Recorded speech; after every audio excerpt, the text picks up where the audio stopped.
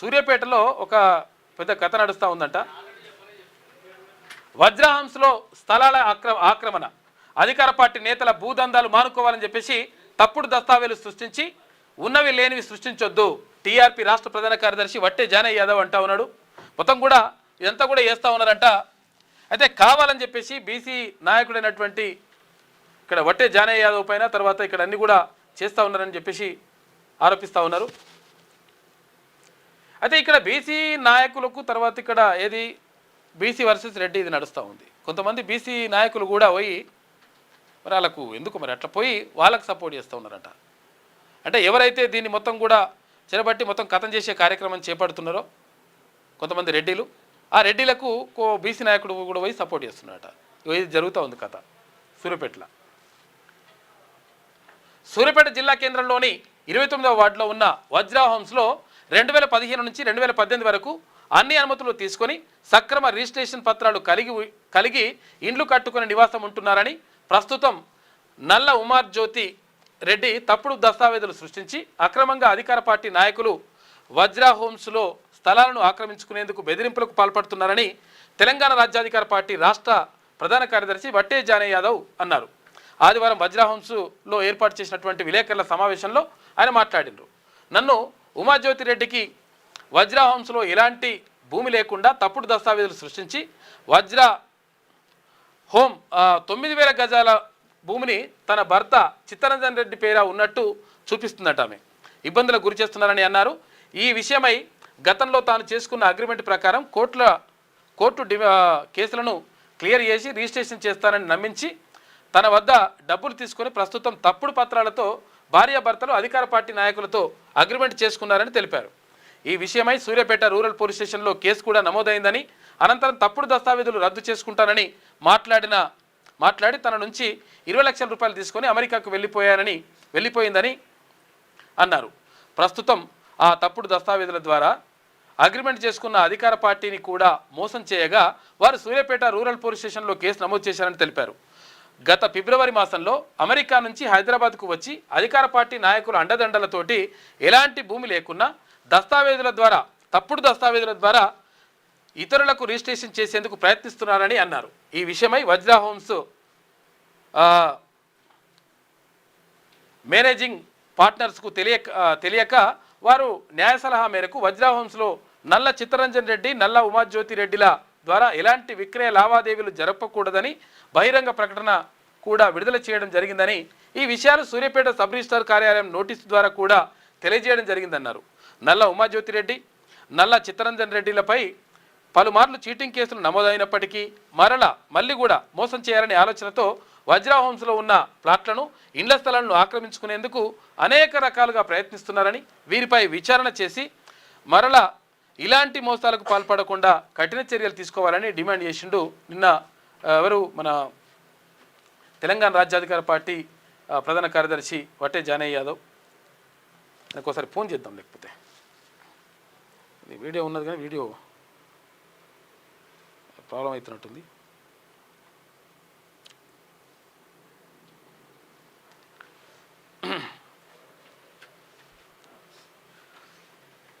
అసలు ఏం జరిగింది, అసలు యాక్చువల్గా వజ్రా హోమ్స్ స్థలాల ఆక్రమణ ఏం జరుగుతుంది, మొబైల్ నంబర్ నుండి మీ అకౌంట్ డౌన్లోడ్ కాలేదు భరత్. జాగ్రత్త వహించండి మరియు కాల్ లో ఎటువంటి ఓటీపీ లేదా కోడ్ ను షేర్ చెయ్యంలే కానీ నువ్వు మళ్ళీ గిట్ల చాలాసేపు చేస్తే ఇదే టైం ఎంత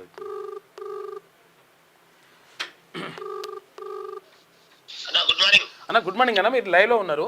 ఇక వజ్రా హోమ్స్లో స్థలాల ఆక్రమణకు సంబంధించి మీరు పత్రికా ప్రకటన విడుదల చేసిండ్రు. తర్వాత వాళ్ళు కావాలని చెప్పేసి కొంతమంది అధికార పార్టీ నాయకులతోటి కుమ్మక్క అయిపోయి ఇట్లా చేస్తున్నారని చెప్పేసి మీరు ఆరోపించారు. అసలు ఏం జరిగిందన్న? అన్న ఏం లేదన్న, అది వజ్రా హోమ్స్ అనేది సూర్యాపేటలో సెంటర్ లో ఉంటది. చాలా అంటే విలువైందంటే ఇప్పుడు దాని వాల్యూ బాగా పెరిగింది. అయితే అది 2016లోనే మేము ఖరీదు చేసినాం. అది వాళ్ళ కుటుంబ సభ్యుల కానీ అన్ని వచ్చిన సూర్యప్రకాష్ మా తర్వాత ఇంకా మిగతా ఎలుగురాల కాడ ఇంకా ముదిరాజుల కాడ మొత్తం కలిపి నేను ఒక 10-12 ఎకరాలు తీసుకొని ప్లాట్ చేసామట. ఓకే. అయితే అది అయిపోయి కూడా 2018కి అన్ని ప్లాట్లు అయిపోయినాయి, రిజిస్ట్రేషన్ అయిపోయింది, కన్స్ట్రక్షన్ అయిపోయింది, ఇల్లు కూడా కట్టిరు అయిపోయింది. ఈ నల్లు ఉమాజ్యోతి రెడ్డి అనే ఆమె ఏంటంటే ఆమెకు ఒక పాస్బుక్ లో 12 ఎకరాలు ఉంటది, ఉంటది. ఆ సర్వే నెంబర్ల డిఫరెన్స్ అంతా వాళ్ళంతా అమెరికాలో ఉంటారు, ఆమెకి ఏం తెలియదు. ఓకే, వచ్చి ఆమె 12 ఎకరాలు ఉందని చెప్పి ఆల్రెడీ పక్కన ఉన్న భూమి అమ్మేసింది. మాకు అల్ల నుంచి ఒక 2 ఎకరాలు ఎకరం చిల్లర ఉంటే మాకు రిజిస్టర్ చేసింది. మిగతా భూమి సర్వే చేసుకొని తెలిసినాక వచ్చినాక ఇస్తా జానే అని చెప్పింది. సరే అన్నీ అయిపోయింది. జగదీష్ రెడ్డి దగ్గరనే మేము అప్పట్లో మాట్లాడుకున్నాం, అయిపోయింది. ఉన్న భూమి వరకు మేము మిగతా వాళ్ళది ముదిరాజుల కాడ గౌడ్స్ కాడ కొనుక్కున్నదంతా కట్టేసి కాంపౌండ్ వాళ్ళు చుట్టూ ఉంటది. ఆమె మాకు మెట్లలో కూడా ఆమె అవతలైపు అమ్ముకున్న భూమికి వజ్రా హోమ్స్ అని ప్లాట్లు ఇళ్ళు అని కూడా అన్ని కరెక్టే ఉన్నాయి. కానీ 2023లో జగదీష్ రెడ్డికి వ్యతిరేకంగా బయటకు వెళ్ళిండో ఇక వాళ్ళంతా రెడ్లు కదా. అయితే ఆమెను పట్టుకొని వచ్చి నీకు అల్ల భూమి తక్కువ వచ్చిందని అప్పుడు ఆపినాం కదా, ఏమైందని అడిగితే ఏం కాలేదు, రాలేదంటే నీకెందుకు నువ్వు పోయి పిటిషన్ ఇస్తే మేము నీకు ఆ భూమి ఆయనకి కావాలని చెప్పిస్తామని చెప్పి ఆమె అబద్ధాలు చెప్పి తీసుకొచ్చి ఎఫ్ఐఆర్ చేయించాం. పార్టీలకు అతీతంతో అందరూ ఒకటైరు అప్పుడు. ఇప్పుడు అప్పుడు జగదీశ్వర్ రెడ్డి అయ్యి అప్పుడు నా మీద 100 కేసులు పెట్టిన. అవునవును. అయితే కేసు పెట్టామని నేను మళ్ళీ 2023 ఎన్నికలు అయిపోయిన తర్వాత నేను పోయి ఎస్పీ నా కాడున్న ఎవిడెన్స్ అని అదనంగా ఇంకొక 3 కోట్లు రిటర్న్ ఇవ్వాల్సిన కాడికి వచ్చింది. ఆ భూమి ఆ సర్వే నెంబర్లలో 479, 478 2 నెంబర్లు ఉంటాయి. అలా ఆమె పాస్బుక్ ఏమో 2.5 ఎకరాల చిల్లర ఉంటుంది. అలా మొత్తం కలిపి 5 గుంటల భూమి ఉంది ఆ నెంబర్లలో. అదంతా ఆమె కూడా చూసిందన్న. చూసి అన్ని అయిపోయిన తర్వాత ఈ కేసు నేను పోయి ఆ తర్వాత ఏం చేశారంటే నేను ఎస్పీ గారిని కలవగానే వాళ్ళు జగదీష్ రెడ్డి దామోదర్ రెడ్డి గారికి పంపించున్నామని రెడ్డి కదా, రెడ్డి రెడ్డి అంతా ఒకటే. దామోదర్ రెడ్డి గారు ఏం చేశారంటే ఆయన అమ్మటి ఒక ఆయన మన బీసీ పెట్టింది పోతు భాస్కర్ అని, వేనారెడ్డి దామోదర్ రెడ్డి జగదీష్ రెడ్డి కలిసి మళ్ళా బీసీని పెట్టారు. బీసీ మీద అగ్రిమెంట్ చేయించారు 9,000 గజాలు ఇలా కమ్మినట్టుగా. అయితే ఎప్పుడైతే అమ్మినట్టుగా చేయించారో నేను ఎస్పీ కాడ కూర్చొని నాకు ఆడున్న ఎవిడెన్స్ అని ముందర పెట్టాను. ఎస్పీ ఏం చేసింటే ఆమె మీద చీటింగ్ కేసు పెట్టాడు. చీటింగ్ కేసు 2024లో ఎఫ్ఐఆర్ అయింది చీటింగ్ కేసు. అయిన తర్వాత ఆమె ఏం చేసిందంటే జానే నాకేం తెలియదు, ఆ జగదీశ్వర్ రెడ్డి, నంద్యాల దయాకర్ రెడ్డి, దామోదర్ రెడ్డి, వేనారెడ్డి కలిసి నీ మీద ఉన్న కోపంతో నన్ను ఇట్లా కేసు పెట్టండి పెట్టినా నాకేం తెలియదు, నేను వాస్తవం నీకు నాకున్న నీళ్ళ తప్పేం లేదని వచ్చి ఆమె నాతో మాట్లాడింది. మాట్లాడి ఏం చెప్పిందంటే నాకు అక్కడ భూమి అయితే తెలుసలేదు జానే, కానీ అవతల ఇంకొకటి వేరే నిమ్మల సీన్ కమ్మింది. అందులో ఇంకా నాకు ఒక 1,500 గజాలు మిగిలి ఉంది, అది లేరు, నువ్వు అది కూడా నువ్వే డిసిషన్ చేసుకో అని చెప్పి నా కాంచి అడిగితే సరే ఎందుకు పంచాయతీ. కాకపోతే నాకు ఏం హామీ ఇచ్చిందంటే నేను వచ్చి జగదీష్ రెడ్డి, దామోదర్ రెడ్డి, వేనారెడ్డి వీళ్ళందరూ కలిసి నీ మీద కుట్ర చేసినటువంటి విషయాన్ని నేను ప్రెస్ మీట్ పెట్టి చెప్తాను నాకు మాట ఇచ్చింది. ఓన్లీ వాళ్ళు చేసిన దుర్మార్గం ఆమెతో చెప్పడం కోసమే నేను ఆమెతో కాంప్రమైజ్ అయిన భూమి లేకున్నా కూడా అయ్యి ఆమెకు మళ్ళీ కావాలంటే ఒక 20 లక్షలు ఇచ్చి మన అకౌంట్ లో ఇచ్చిన లీగల్ నాకు అన్ని ఉన్నాయి, రికార్డ్స్ ఉన్నాయి. అది అయిపోయిన తర్వాత ఇప్పుడు ఏం చేశారంటే వాళ్ళు ఆమెతో అప్పుడు మీకెందుకు మేము చూసుకుంటాం జానేసా నన్ను ఆ గతంలో ఒకసారి మన ఎన్ఆర్సీ తెలంగాణలో కూడా మీరు ఒక వార్త చదివిరన్న, అంటే ఆదిలాబాద్ దగ్గర పట్టు అంటే దొరికిపోయి వీళ్ళు ఒట్టి జానేని వేముల వీరేశాన్ని హత్య చేయాలనేది వచ్చింది పేపర్. అంటే ఆ రోజే వీళ్ళు ఈమెతోనే అగ్రిమెంట్ చేసుకుని, అది నాకు తెలియదు వాస్తవంగా వీళ్ళు అగ్రిమెంట్ చేసుకున్న సంగతి. వీళ్ళు లేకుండా అయితేనే మనకు ఆ భూమి వస్తుంది అనేటటువంటి దుర్మార్గం. ఆడ భూమి కూడా లేదు, ఖాళీగా ఆడలేదు, ఉన్న అన్ని ఇల్లే ఉంటాయి. అది ఆ రోజు ఆయన న్యూస్ వచ్చింది. తర్వాత ఈ మాట చెప్పిన తర్వాత ఇప్పుడు ఏం చేశారంటే ఆమెతో పైకి రాయించుకున్నటువంటి తప్పుడు కాగితం ఉంది కదా, దాన్ని తీసుకొని పోయి ఇప్పుడు మళ్ళా ఆమె మీద ఇంకో ఎఫ్ఐఆర్ చేయించారు వీళ్ళు. ఏమని నువ్వు మాకు మా కంట్రోల్లో ఉంటావు, నువ్వు పోయి జాయిన్ సరెండర్ అవుతున్నావు అని చెప్పి ఎఫ్ఐఆర్ చేయించి మన అమెరికా నుంచి వస్తుంటే ఆ ఎయిర్పోర్ట్ లో లుకౌట్ నోటీస్ ఇప్పించి ఆమెను బెదిరించారు. అసలు వీళ్ళకి రాసి ఇచ్చిన దాంట్లో ఫేక్ డాక్యుమెంట్. అయితే అదేందుకు అంటే నువ్వు జాయిన్ అవుతాను కాంప్రమైజ్ అయ్యి నువ్వు రోడ్డు మీద పోయి ప్రెస్ మీట్ పెడితే మా బతుకులు ఆగమైపోతాయి, మా ఇజ్జత్ పోతుంది అనేది వీళ్ళ కుట్ర. అక్కడ బ్లాక్ మెయిల్ అనమాట ఒక రకంగా. ఇక్కడ బ్లాక్ మెయిల్ చేయడం అంటే ఒక రోజు ఆమె గొప్పదని చెప్పి జగదీశ్వర్ రెడ్డి కేసు పెట్టించుండు.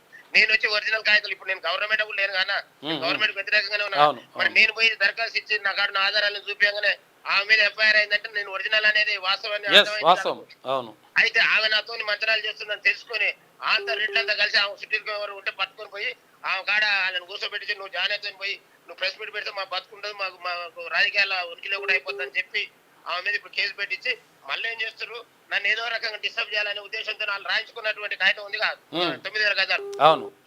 ఆ 9,000 గజాల మీదకి రావాలని ఆ పోతు భాస్కర్ వాళ్ళ అన్న కూడా తెలియదు చూడండి.